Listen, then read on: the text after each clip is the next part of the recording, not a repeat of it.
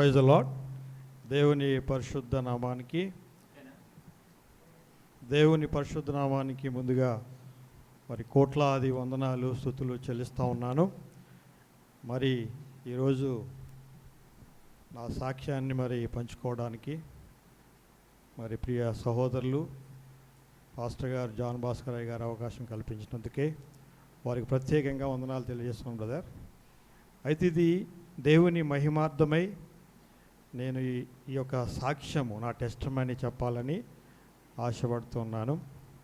మరి ఇది దేవునికే మహిమ కలగాలి, నాకు కాదు, మనకు మహిమకు అర్హులం కాదు. మనం దేవుడు మాత్రమే మహిమకు ఘనతకు అర్హుడు అని ఈ సాక్ష్యం ద్వారా మరి దేవుని మహిమపరచాలని, ఆయన పరిశుద్ధ నామాన్ని, ఆయన గొప్ప శక్తి సామర్థ్యాలను మరి అనేక మంది తెలుసుకోవాలని మరి సాక్ష్యాన్ని మరి ప్రారంభిస్తూ ఉన్నాను.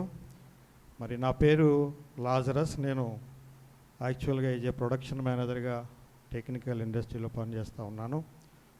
అయితే ఇప్పుడు ఈ సాక్ష్యము ఎందుకు చెప్పవలసి వచ్చిందంటే, నేను కూడా అందరి మాదిరిగా మరి మా తల్లిదండ్రులు అన్యులుగా ఉన్న సందర్భంలో నేను మాత్రమే మా ఇంట్లో మరి రక్షణ పొందాను.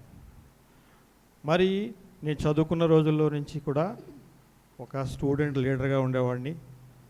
చాలా యూనియన్స్లో మంచి పెద్ద యూనియన్స్, పీడిఎస్యు అని, ఎస్ఎఫ్ఐ అలాంటి పెద్ద స్టూడెంట్ ఫెడరేషన్లో కూడా చాలా మరి యాక్టివ్ మెంబర్గా ఉండేవాడిని.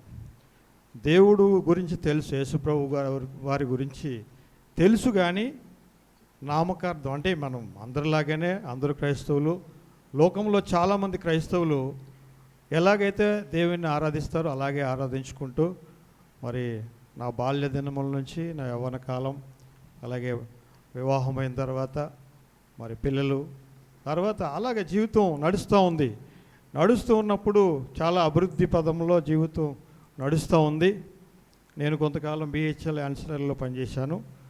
అక్కడ పనిచేస్తున్న రోజుల్లో కూడా దేవుడు మరి ఆయన కార్యాలు ఎలా నెరవేరుస్తాడు మన పట్ల అనే విషయం గురించి మీకు చెప్పాలనుకుంటున్నాను.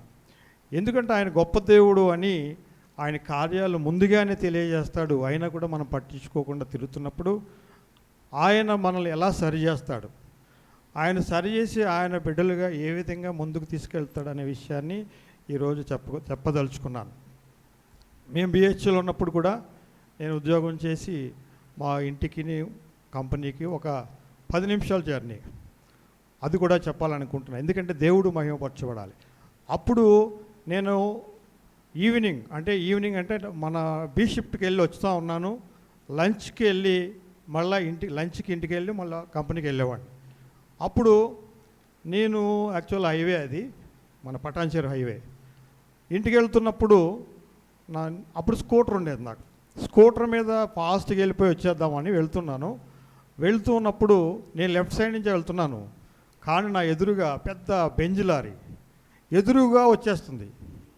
నేను యాక్చువల్గా రోడ్డు యూటర్న్ చేసుకునే సందర్భంలో యూటర్న్ చేసుకుంటూ ఉంటే నా ఎదురుగా వచ్చి ఇంకా క్షణాల్లో నా మీద పైనుంచి వెళ్ళిపోతుందేమో అన్నంతగా వచ్చింది. అది నేను ఎదురుగా చూశాను, చాలా స్పీడ్గా వస్తుంది. నేను కూడా టర్న్ చేసి వెంటనే నాకు మరి దేవుడు అద్భుతంగా మరి నేను ఆ ఇన్సిడెంట్ చూడగానే మరి బండి వదిలి మరి ఏ విధంగా నేను పక్కకు జరిగి పక్కకి వెళ్ళిపోయాను తెలియదు, కానీ నా బండి అయితే నా బైక్ స్కూటరు ఆ 2 వీల్స్ మధ్యలోకి వెళ్ళిపోయింది. నేను మాత్రం లెఫ్ట్ సైడ్కి వెళ్ళిపోయి ఒక సేఫ్ జోన్లో నేను పడిపోయాను. ఎంత అద్భుతం! దేవునికి మహిమకరం కదా. దేవునికి స్తోత్రం చెల్లిద్దాం ఒకసారి. హల్లెలూయా, హల్లెలూయా. అయితే అప్పుడు నా బండి వెళ్ళిపోయింది, డ్రైవర్ పారిపోయాడు. అందరూ మొత్తం traffic jam, near 2 kilometre traffic jam అయిపోయింది. అప్పుడు అందరూ అనుకుంటున్నారు ఎవరో మొత్తం మీద చనిపోయాడు. నా బండి 2 వీల్స్ కిందకి వెళ్ళిపోయింది, బైక్ ఏమో లారీ కింద ఉంది. బ్రదర్, మీకు కూడా చెప్పలేదు, ఇది ఇంకొక నా జీవితంలో జరిగిన సంఘటన. అప్పుడు ఆ 2 వీల్స్ మధ్యలో ఉన్న బైక్, నా స్కూటర్ని చూసి అందరూ అంటున్నారు ఎవడో మొత్తం కింద చచ్చిపోయాడు అని అందరూ అనుకుంటున్నారు. మొత్తం 200-300 మంది అక్కడ మొత్తం గుంపులా అయిపోయారు. ఆ సందర్భంలో ఒక వ్యక్తి వచ్చి నన్ను అడుగుతున్నాడు, ఏమండి చచ్చిపోయినాడు ఎక్కడున్నాడు అని అడుగుతున్నాడు. నన్ను అడుగుతూ ఉన్నాడు. నేను సేమ్ వైట్ షర్ట్ వేసుకున్నాను బ్రదర్, అప్పుడు కూడా నేను నిజంగా చెప్తున్నాను ప్రియ బ్రదర్స్ అండ్ సిస్టర్స్, నాకు చిన్న దెబ్బ కూడా తగలేదు. వైట్ షర్ట్ ఫుల్ హ్యాండ్స్ పెట్టుకున్నాను. దేవుడు మరి ఏ విధంగా కాపాడాడో తెలియదు, కానీ నేను అన్న అతనితోటి, బాబు ఆ స్కూటర్ యాక్సిడెంట్ అయింది నాకే అన్నాను. అరే దేవుడు నేను కాపాడాడే అంటున్నాడు ఆయన. మరి ఆయనకి దేవుడు తెలుసా లేదో నాకు తెలియదు, కానీ దేవుడు అద్భుతంగా ఆ రోజు నా చేయి పట్టుకుని మరి పక్కకి తీసినట్టుగా నాకు అనిపించిన తర్వాత, అద్భుతం కదా. నేను అనుకున్నా నా జీవితంలో ఒక గొప్ప అద్భుతాన్ని దేవుడు మరి ఆ సంఘటనలో జరిపించారు. అలాగే ఎన్నోసార్లు బైక్ మీద ప్రయాణం చేస్తున్నప్పుడు ఎన్నోసార్లు ఆయన కాపాడుతూనే ఉన్నాడు. అయినా నామకార్థం పెద్ద మరి పాస్టర్స్ ఉన్న సంఘాల్లోకి వెళుతూ మరి మా కుటుంబ సమేతంగా మరి శంషాబాద్లో కొంతకాలం ఉన్నాం. అక్కడ మిషన్ కాంపౌండ్ అని నియర్ 30 ఎకరాల 30 ఎకర్స్ ఉన్న మిషన్ కాంపౌండ్ అది. అక్కడ కూడా చాలా రోజులు ఒక 9 సంవత్సరాలు 10 సంవత్సరాలు అక్కడే ఉన్నాం. అప్పుడు కూడా దేవుడు ఎన్నో సందర్భాల్లో మరి మాతో మాట్లాడుతూనే ఉన్నాడు. కానీ నిజమైన భక్తి ఎలా చేయాలి, దేవుడిని ఏ విధంగా ఆరాధించాలనే విషయాలు నేను ఆలోచన చేస్తున్నాను. కానీ లోకంలో కలిసే తిరుగుతూ ఉన్నాం, లోకంలో సపరేట్ కాలేకపోయాం. అయితే అద్భుతంగా శాలరీలు వస్తూ ఉంది. మరి ఎంతో సంతోషంగా పిల్లలతోటి మేము ఉంటున్న సందర్భం. అయితే ఆ రోజుల్లో కూడా మరి చాలా ఆనందంగా ఉన్నాం. అందరిలాగానే చర్చికి వస్తున్నాం, వెళ్తున్నాం. అప్పుడప్పుడు వీలు దొరికినప్పుడల్లా మానేసాం. చాలాసార్లు చర్చి కూడా మరి దేవుని ఆలయానికి రావడం మరి కొన్నిసార్లు మేము మానే సందర్భం కూడా ఉంది. అయితే మనము దేవుణ్ణి మర్చిపోతున్న సందర్భంలో దేవుడు ఏ విధంగా పరీక్షిస్తాడు అనే విషయాలు 2022వ సంవత్సరంలో దేవుడు మమ్మల్ని పరీక్షలో వేశాడు. పరీక్ష అంటే మామూలు పరీక్ష కాదు. ఆయన నాకు 2022వ సంవత్సరంలో మరి ఒక అద్భుతమైనటువంటి వాగ్దానం, మేము కూడా మరి 2022వ సంవత్సరంలో మరి దేవుని ఆలయంలో వాగ్దానం తీసుకున్నాను. ఆ వాగ్దానం ఏమిచ్చాడంటే, నా నిమిత్తమే నిన్ను పుటమి వేసి తిని, నేను ఇబ్బంది కొలిమిలో పుటమి వేసింది. చూడండమ్మా, మరి యెషయా గ్రంథం 48వ అధ్యాయం 11వ వచనంలో ఉంటుంది. చూడండి, ఎవరైనా చదివి సహాయం చేయండి. యెషయా గ్రంథం 48:10 వచనం. 48, 10, 11 చదవండి సిస్టర్. నేను నిన్ను పుటమి వేసి తిని వెండిని వేసినట్టు కాదు ఇబ్బంది కొలిమిలో నిన్ను పరీక్షించి తిని నా నిమిత్తమే అలాగు చేసి తిని నా నామము అపవిత్రపరచబడనేలా నా మహిమను మరి ఎవరికి నేను ఇచ్చేవాడను కాను. చాలు సిస్టర్. ఇక్కడ ఈ వాక్యం నాకు వచ్చినప్పుడు నేను చాలా ఆశ్చర్యం అనిపించింది నాకు. ఏంది దేవుడు నన్ను ఇబ్బంది కొలములు ఎందుకు వేసాడు అసలు? ఆ సందర్భము మీకు తర్వాత చెప్తాను. అప్పుడు 2022వ సంవత్సరంలో నేను ఒక పిట్టి లామినేషన్ కంపెనీలో పనిచేస్తున్నప్పుడు మరి సడన్గా నేను రిజైన్ చేసేసాను. 2022వ సంవత్సరం మరి ఏప్రిల్ నెలలో నేను రిజైన్ చేశాను. రిజైన్ చేసినప్పుడు మరి ఎందుకు రిజైన్ చేశాను, ఎమోషనల్గా జరిగింది, అది ఎందుకు జరిగింది అనేది తర్వాత ఆలోచిస్తే దేవుడు నాకు పరీక్షలో పెడతబోతున్నాడు. ఆయన మమ్మల్ని, మా ఫ్యామిలీని, అంటే మన్ను, నా భార్య, పిల్లలను కూడా ఆయన క్రమశిక్షణలో పెట్టాలనుకుంటున్నాడు, డిసిప్లిన్ ఫ్యాక్టర్లో తీసుకురాబోతున్నాడేమో అని నేను తర్వాత ఆలోచించాను. కానీ అప్పుడు నాకు తెలియలేనప్పుడు ఆయన ఇబ్బంది కొలుములో వేయడానికి గల రీజన్ ఏంటి అని ఆలోచించినప్పుడు ఆయన నా నిమిత్తమే నిన్ను పుటమి వేసి తిని అని అన్నప్పుడు చాలా ఆశ్చర్యం అనిపించింది. అంటే మేము మరి ప్రార్థన చేయడం అనేది మరి పరిపూర్ణంగా ఆయన ఎలాగ ఆరాధించాలనేది మేము తెలియలేదు. మాకు చాలా సంవత్సరాలు వ్యర్థంగా మరి గడిపామేమో తర్వాత తెలుసుకున్నప్పుడు చాలా ఆశ్చర్యం అనిపించింది. దేవుడు తనను ఎన్నుకున్న వాళ్ళని, తను ప్రత్యేకించే వారిని, ప్రత్యేకపరిచే వారిని ఆయన ఏ విధంగా నడిపిస్తాడు, ఏ విధంగా క్రమశిక్షణలో పెడతాడు, ఆయన ఏ విధంగా మరి ముందుకు నడిపిస్తాడు అనే విషయాలు నేను ఆలోచన చేసినప్పుడు ఈ వాక్యం నాకు మరి చాలా బాధ అనిపించింది. మరి ఆయన క్రమశిక్షణలో పెట్టినప్పుడు మనం ఎన్ని శ్రమలు అనుభవించవలసి వస్తుందో అని ముందు కొనసాగుతున్నప్పుడు ఆ సంవత్సరం చాలా కష్టాలు. మరి హౌస్ ఈఎంఐ నియర్ 40,000 కట్టాలి. అప్పటి వరకు 70-80 వేలు శాలరీ వస్తున్నది. సడన్గా మరి ఆ వచ్చే శాలరీ ఫ్లో ఆగిపోయింది. మరి 2022 సంవత్సరంలో ఉద్యోగం పోగొట్టుకున్నాను. తర్వాత ఉద్యోగం కోసం ఎంత ప్రయత్నం చేసినా మరి ఉద్యోగం దొరకలేదు. 2022 అయిపోయింది, 2023 అయిపోయింది, వచ్చింది. మరి 23లో కూడా ఉద్యోగం దొరకలేదు. చాలా ప్రయత్నం చేశాం. సరే ఈ మధ్యకాలంలో ఏదైనా బిజినెస్ చేద్దామని కొన్ని డబ్బులు జమ చేసుకుని ఏదో బిజినెస్ స్టార్ట్ చేస్తే బిజినెస్లో కూడా నష్టం జరిగింది. ఎంతోమంది నమ్మిన వాళ్ళు మోసం చేశారు. అయినా కూడా మరి ముందుకు వెళుతూ ఉన్నప్పుడు చాలా కష్టం, ఫైనాన్షియల్గా ఆర్థికంగా ఎంతో ఇబ్బందికరమైన పరిస్థితి, ఎంతో కష్టమైన పరిస్థితి. మరి ఇంట్లో పిల్లలకు కనీస అవసరాలు తీర్చలేని పరిస్థితి. అంతవరకు చాలా హ్యాపీగా కావాల్సింది తిన్నారు, కావలసినట్టుగా ఉన్నారు. ఈ సందర్భంలో దేవుని పరీక్షలో ఉన్నామని మేము కొంచెం కొంచెం తెలుసుకుంటూ అప్పుడు ఒక మరి ఆలోచన వచ్చింది. దేవుడు మమ్మల్ని పరీక్షలో ఉంచాడు కాబట్టి దీన్ని భరించాలి, ఏ విధంగా ఆయన పెట్టిన శ్రమలను భరించాలని నిశ్చయించుకున్నాను. నేను నా భార్య ఇద్దరం కలిసి అప్పుడు పరిపూర్ణంగా ప్రార్థించడం నేర్చుకున్నాం. ఎలా ప్రార్థించాలి, మరి దేవుణ్ణి ఏ విధంగా ఆరాధించాలి, ఆయనలో మనం ముందుకు ఎలా కొనసాగాలి అనుకున్నామే. మరి 3 గంటలకి ఎవ్రీడే, మరి 3 గంటల రాత్రికాల సమయంలో తెల్లవారుజామున 3 గంటలకు లేచి ప్రార్థించడం మొదలుపెట్టాం. మరి పిల్లలను కూడా దానిలో ఇన్వాల్వ్ చేశాం. ఈ పిల్లలు కూడా లేచి 3 గంటలకు ప్రార్థించడం, నలుగురం కూర్చొని మరి దేవుని సన్నిధిలో గడపడం, ఆయన వాక్యం చదువుకోవడం, మరి రోజు కంటిన్యూగా చేస్తున్న సందర్భంలో దేవుడు మా పట్ల కృప చూపించాడు. కృప చూపించి ఆయన మరి ఈరోజు ఇక్కడ ఆదిబట్లలో ఒక మంచి కంపెనీలో ఉద్యోగం చేయడానికి ఆయన పరిపూర్ణమైనటువంటి ఆశీర్వాదాలకు అనుగ్రహించాడు. దేవునికి మహిమ చెల్లిద్దాం, క్లాప్స్ కొడదాం. దేవుడే మహిమపరచబడాలి. ఆయనే గొప్ప కార్యం చేశాడు. ఇది నేను అనుకునేవాడిని. అంతకుముందు నా జీవితంలో నేను అనుకున్నాను ఏమంటే నా జ్ఞానం, నా తెలివి, నా ఎక్స్పీరియన్స్ అని నేను చాలా గర్వపడ్డానేమో అని తర్వాత తెలిసింది. నాకు ధనం, డబ్బులున్నాయి, నాలెడ్జ్ ఉంది, నాకు ఎంతో ఎక్స్పీరియన్స్ ఉంది. అప్పటికే నాకు దగ్గరగా 27 ఇయర్స్ ఎక్స్పీరియన్స్ బ్రదర్. 27 ఇయర్స్ ఎక్స్పీరియన్స్లో టెక్నికల్గా నేను ఉన్నాను. చాలా నాకు నాలెడ్జ్ ఉంది. నా నాలెడ్జు, నా జ్ఞానం, నేను చదువుకున్న చదువు నాకు అన్నీ చాలా హెల్ప్ అవుతాయి, సహాయపడతాయి అనుకున్నా. ఏమీ సహాయపడలేదు. అది దేవుడు తలుచుకుంటేనే మాత్రమే ఆ కార్యం జరిగిందని ఆ తర్వాత నేను తెలుసుకున్నాను.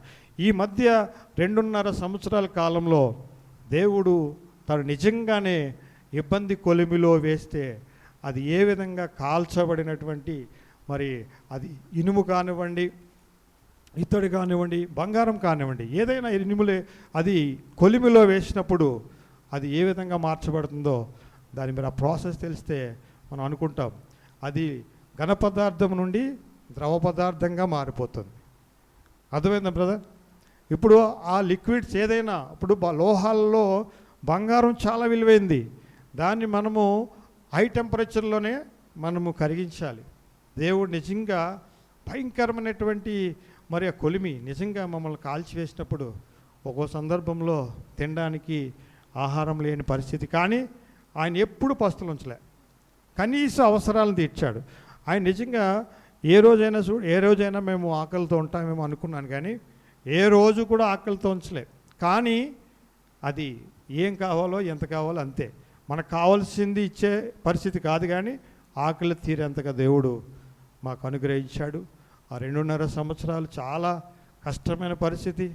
మరి బంధువులు, స్నేహితులు అన్నవాళ్ళు, నాతో మేలు పొందిన వాళ్ళు, తర్వాత నాతో నా సహాయం తీసుకుని ఎంతోమంది పైకి వచ్చిన వాళ్ళు ముఖం చాటేశారు.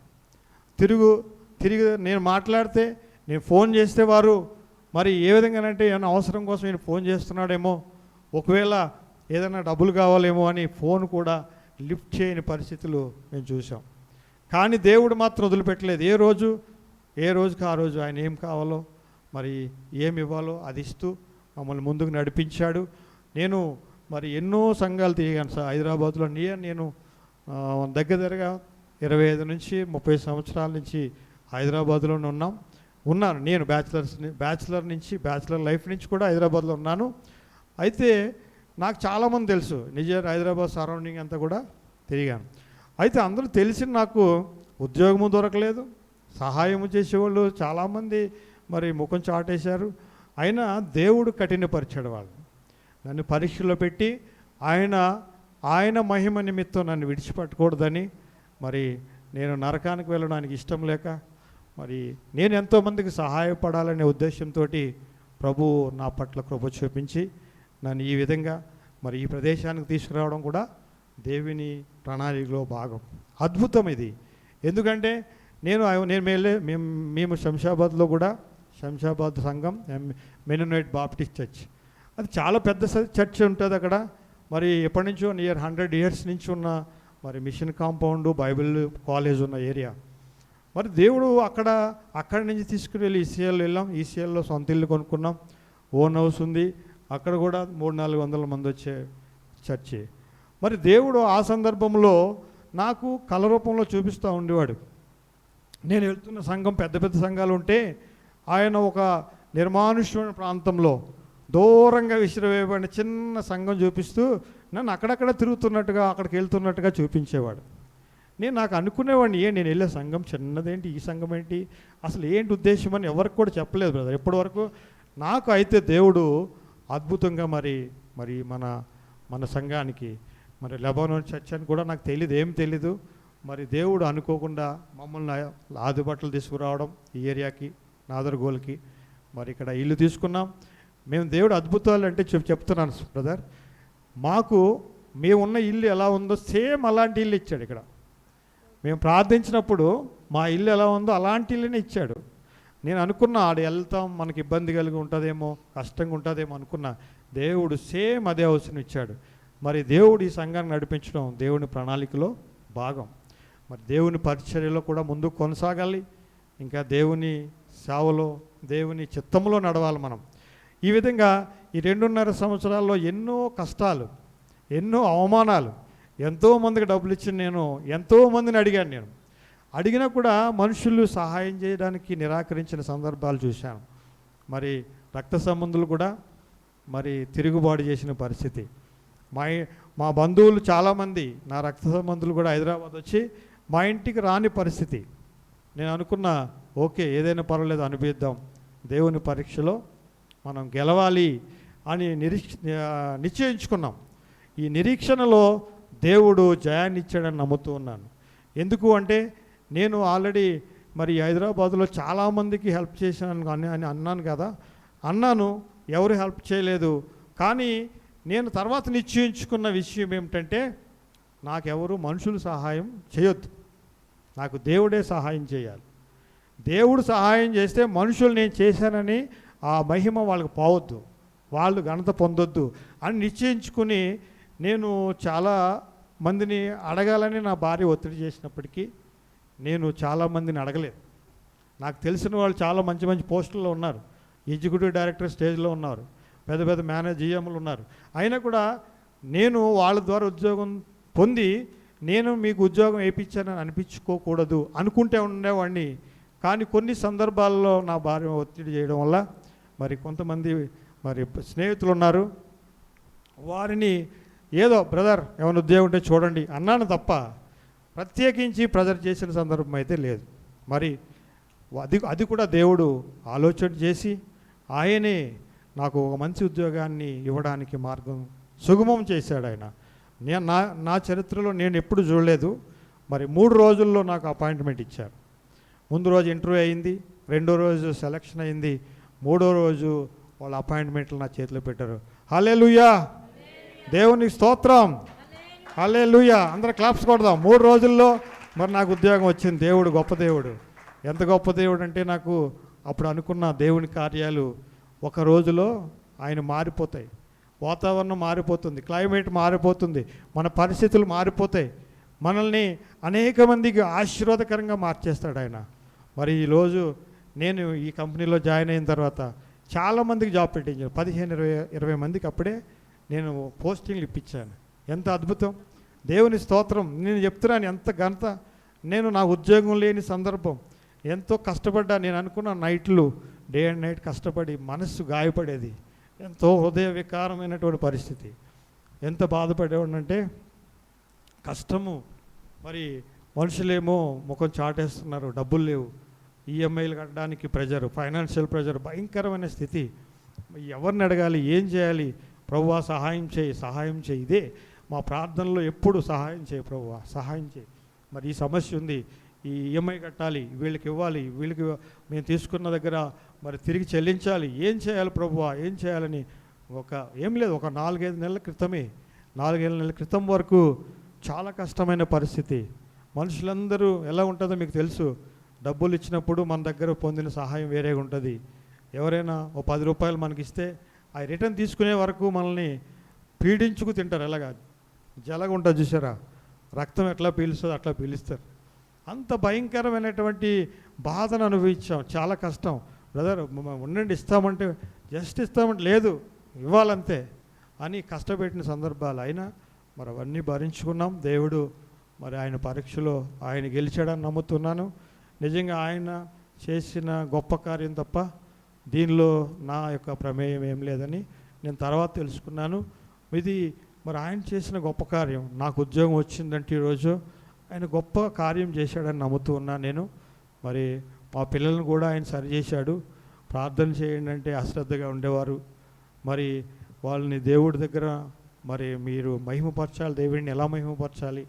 ఆయన ఎప్పుడు స్తోత్రార్హుడు, ఎప్పుడు ఆయన మీద మీరు కోపపడొద్దు. ఎందుకంటే ఆయన చాలా గొప్ప దేవుడని మా పిల్లలు కూడా తెలుసుకున్నారు. నేను తర్వాత నా ఆలోచనలో ఒక భాగం ఏంటంటే ఎప్పుడు వస్తూ ఉండేది, ఎందుకు దేవుడు మనల్ని ఎలా చేస్తూ ఉన్నాడు? ఆయన మంచి చేయొచ్చు కదా, లేకపోతే ఆయన మేలు చేయొచ్చు కదా, ఎందుకు కష్టపడుతున్నాడు? మనం ఆయన్నే నమ్ముకున్నాం కదా అని ఆలోచన చేసినప్పుడు ఆయన తప్పు చేస్తున్నాడేమో అని ముందు అనుకున్నాం. కానీ ఆయన తప్పు చేసేవాడు కాదు అని తర్వాత తెలిసింది నాకు. ఎందుకంటే మనము అసలు ఆలోచించినప్పుడు ఆయన ఆకాశంలో ఉన్నాడు, మన భూమిపైన ఉన్నాం. మనం భూమిపైన ఉన్నాం. మన పరిమాణం ఆయనతో పోలిస్తే ఆయన ఏమంటున్నాడు? ఆకాశం నా సింహాసనం, భూమి నా పాదపీఠం అంటున్నాడు ఆయన. ఆయనకి మన పరిమాణం ఎంత? మనం అనుకుంటాం చీమలు ఉన్నప్పుడు చీమను చూసి మనం భయపడతామా? చీమ మనం తిట్టుకుంది అనుకోండి, అసలు దానికి మనము దాన్ని ఏమైనా లెక్క చేయగలుగుతామా? దేవుని దృష్టిలో కూడా మనం కూడా అంతే. నేను అనుకుంటా ఉంటాను, దేవుడు అక్కడుండి చూస్తున్నాడు. ఆయన సమస్త లోకానికి ఆయన కనుదృష్టి పెట్టి ఉంచాడు. ఏకకాలంలో ఆయన ప్రపంచాన్ని చూస్తున్నాడు. కానీ మనము ఎందుకు ఆయన మీద కోపపడుతున్నాం? దేవుణ్ణి ఎందుకు ధిక్కరిస్తున్నాం? ఎందుకు ఆయన ప్రశ్నిస్తున్నాం అని నేను ఆలోచన చేసినప్పుడు మన పరిమాణం, మన ఆలోచన, మన జ్ఞానము ఆయనతో కంపేర్ చేస్తే చాలా మైక్రాన్స్లో మైక్రాన్. అంటే మైక్రాన్ అంటే చాలా చిన్న పరిమాణం అన్నమాట అని నేను అనుకున్నప్పుడు చాలా ఆశ్చర్యం వేసింది నాకు. అరే, చీమ మీద ఒకవేళ మనము కాలుతో జస్ట్ మనకు తెలియకుండా కాలేస్తేనే చచ్చిపోయే చీమ, అలాంటి పరిస్థితి మనది. అలానప్పుడు ఆయన మీద మనం ఎందుకు ఎదురు తిరగాలి? నేను 2-3 సందర్భాల్లో కూడా మరి ఆ 2.5 సంవత్సరాల కాలంలో దేవుని మీదకి విపరీతమైన కోపం వచ్చింది. 2-3 సందర్భాలు వచ్చిన తర్వాత మళ్ళీ రియలైజ్ అయ్యాయి, మళ్ళీ తప్పు చేశాను ప్రభువా, నన్ను తప్పు చేశాను, ఒప్పుకుంటున్నాను అని మళ్ళీ రియలైజ్ అయ్యాను. ఫైనల్గా వచ్చిన అవుట్పుట్ ఏంటంటే నాకు దేవుడు గొప్పవాడు, ఆయన్ని మనం అనడానికి సరిపోం. ఆయన సమర్థుడు, ఆయన శక్తిమంతుడు, ఆయన గొప్ప దేవుడు. ఆయన మీద తిరుగుబాటు చేయడానికి మన శక్తి చాలదు, మనం ఎంతటాళ్ళం అని అనిపించినప్పుడు చాలా మనశ్శాంతి దొరికింది. అప్పుడు అనుకున్న దేవదూషణ అనేది పాపంతో సమానం, పాపమే అది అని అనుకుని నేను రియలైజ్ అయిన తర్వాత దేవుడు అద్భుతంగా మరి ఈరోజు ఇక్కడ తీసుకొని వచ్చాడు. మరి ఈ సంఘానికి రావడం దేవుని ప్రణాళికలో భాగం.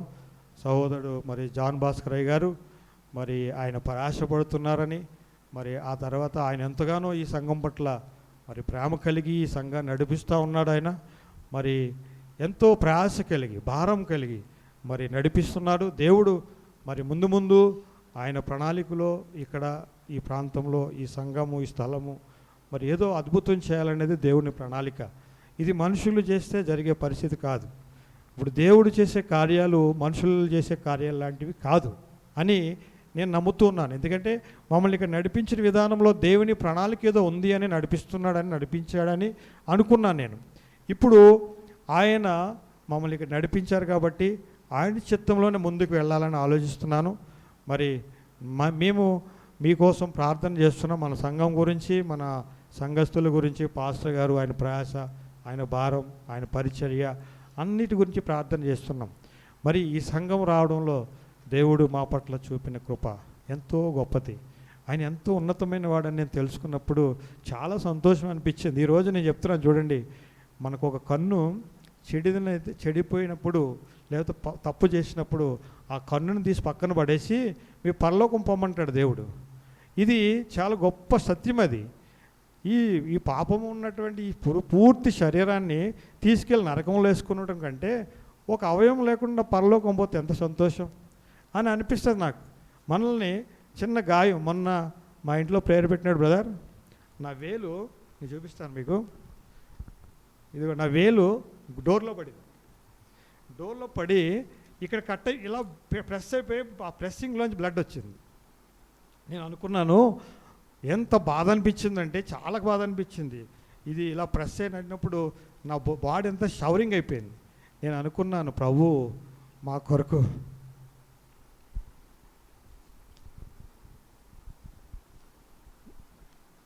ఆయన శరీరం అంతా నలగొట్టబడింది.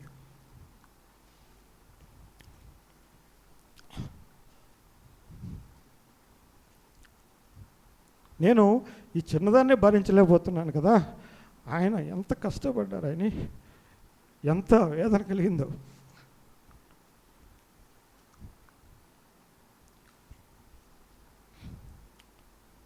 నాకు కలిగిన ఈ చిన్న దెబ్బ గురించి నేను ఆలోచించలేదు, కానీ ప్రభువు నా కొరకు నలగబడ్డాడు.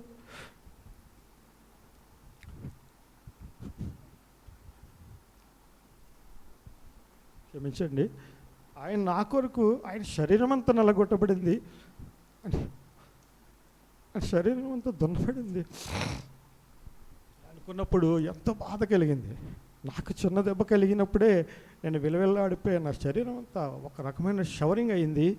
ఆయన ఒక బండమిని బాదినట్టుగా బాది ఆయన్ని మరి అంత కష్టపెట్టారే అని నేను ఎంతగానో బాధపడ్డాను, విలవిల్లాడిపోయాను. నాకు తగిలిన దెబ్బ గురించి ఆలోచించడం మానేసి ఆ ప్రభు గురించి ఆలోచించినప్పుడు ఎంతో బాధ అనిపించి చాలా మనస్సు చాలా నలిగిపోయింది. ఆ సందర్భంలో నేను ఒక 15-20 నిమిషాలు నిద్రపోయాను. నిజం అంటే చెప్తున్నాను మీకు, ఎందుకు చెప్తున్నానంటే ఇది ఒక అనుభవపూర్వకమైన సాక్ష్యంగా మీకు ఉండాలని చెప్తున్నాను. ప్రభువు ఆ విధంగా గాయపరచబడ నా కొరకు, నా పాపముల కొరకు ఒక వ్యక్తి నా స్థానంలో ఉండాల్సిన, నేను ఆయన స్థానంలో ఉండాల్సి నేను నా స్థానంలోకి ఆయన వచ్చాడు. ఆయన ఉండాల్సింది పరలోకము, కానీ ఆయన ఒక పాప కోసం, ఒక పాపిని రక్షించాలని అంత పరలోకాన్ని విడిచిపెట్టి ఈ భూలోకానికి వచ్చి నేను చేసిన తప్పులు, మీరు చేసిన తప్పులు, లోకం చేసిన తప్పులన్నిటి కొరకు ఆయన పరలోకం నుంచి ఇక్కడికి వచ్చి మన స్థానంలో నిలవబడి మరి ఆకాశానికి భూమికి మధ్యలో వేలాడినప్పుడు అది ఎంత భయంకరమైన విధారకరమైన పరిస్థితి. ఒక దేవుడిని తోలనాడిన మనుషులు, దుర్మార్గులైన మనుషులు, దుష్టులైన మనుషులు ఆయన గాయపరుస్తున్నప్పుడు ఆ గాయాల నుంచి మరి ఫ్యాషన్ ఆఫ్ ది క్రైస్ట్ అనే సినిమా ఆ ఫిలిం చూస్తున్నప్పుడు ఆ వెలువెల్లాడిపోతున్న పరిస్థితిని చూస్తుంటే మరి హృదయం చలించిపోతుంది. మనకి చిన్న దెబ్బ తగిలినప్పుడు మనం ఎంత ఇబ్బంది పడ్డాం కదా, ఆయన్ని ఒక బండను బాదినట్టుగా బాదారు, కొరడాలు పెట్టి, ముళ్ళు కలిగినటువంటి ఆ కొరడాలు పెట్టి బాతున్నప్పుడు ఆయన ఎంతగానో చలించిపోయాడు. ఆయన అసలు ఆయన నోటితో కూడా ఎవరిని దూషించలేదు ఆయన, కనీసం నోటి మాటతో కూడా మరి ఆయన మరి ఆ బాధను భరించుకున్నటువంటి సందర్భం మనం జ్ఞాపకం చేసుకున్నప్పుడు అసలు ఆ దేవుని ప్రేమను అర్థం చేసుకుంటామని నమ్ముతున్నాను. మరి దేవుడు నా కొరకు ఎంతగానో మేలు చేశారు. మరి నరకంలో పడకుండా పాపంలో నుంచి విడుదల కలిగించి నా జన్మ పాపాలు, కర్మ పాపాలు, నా బ్రతుకులో ఎన్నో మేలు చేశాడు దేవుడు. కుటుంబం ఇచ్చాడు. ఈరోజు మరి యోబు కష్టాలను గుర్తు చేసుకునేవాడు నేను ఎక్కువ. చాలాసార్లు ఉద్యోగం లేదు, తిరుగుతూ ఉన్నాను. ముగిస్తాను ప్లీజ్, దయచేసి ఏమనుకోకండి. నేను ముందుకు వెళ్తూ ఉన్నప్పుడు పని లేదు, నాకు డ్యూటీ లేదు. అంతకుముందు నేను చాలా బిజీగా ఉండే మనిషిని, చాలా ఫ్రీ అయిపోయాను. 2.5 years ఎక్కడైనా వెళ్ళాలంటే డబ్బులు ఉండేవి కాదు. కనీసం బండిలో పెట్రోల్ వేసుకోవడానికి పెట్రోల్ ఉండేది కాదు. మరి ప్రార్థించుకుంటూ వెళ్ళేవాడిని. మరి ఎలాగ వెళ్ళాను, ఎలా వచ్చేవాడినో మరలా తిరిగి క్షేమంగా వచ్చేవాడిని. ఆ సందర్భంలో దేవుడు నాకు ఎన్నో రకాల అనుభవాలు నేర్పించాడు. మనుషులు చూపించేవాడు, సంఘాలను చూపించాడు, మనుషుల ప్రవర్తనలు చూపించి, మనుషుల స్వభావాలను చూపించి, నేను మనుషుల మీద ఆధారపడద్దు, నువ్వు నా మీద మాత్రమే ఆధారపడు అని దేవుడు లాస్ట్ ఫైనల్గా నాకు ఒక సాక్ష్యంగా నేను చెప్పాలి, ఇది యేసు ప్రభువుని ఘనత పొందాలి, ఆయనే మహిమపరచబడాలని అనుకుంటూ ఉండేవాడిని. కానీ చెప్పే అవకాశం నాకు ఎప్పుడు దొరకలేదు. కానీ దేవుని మహాపరిశుద్ధమైనటువంటి ఘనమైన నామంలో ప్రభు మార్గాన్ని ఈరోజు తెరిచి ఉన్నాడని నమ్ముతూ ఉన్నాను. ఆయన గొప్ప దేవుడు, ఆయన నిజమైన దేవుడు, ఆయన మాత్రమే దేవుడు.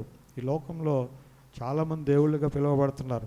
నా చిన్నతనంలో నేను కొన్ని విషయాలని చెప్తాను. చివరిగా మా అమ్మ నాన్నలు కూడా అన్యులుగా ఉన్నప్పుడు కొన్ని రకాల దేవాలయాలు తీసుకెళ్ళేవారు. చిన్నప్పుడు మేము ఎరుగుతూ చిన్న పిల్లగా ఉన్నప్పుడు మేము వెళ్తూ మమ్మల్ని కూడా అక్కడక్కడికి వెళ్ళి మరి తలార్పిస్తాను, నీళ్ళు తల గుండు గీస్తూ ఉండేవారు.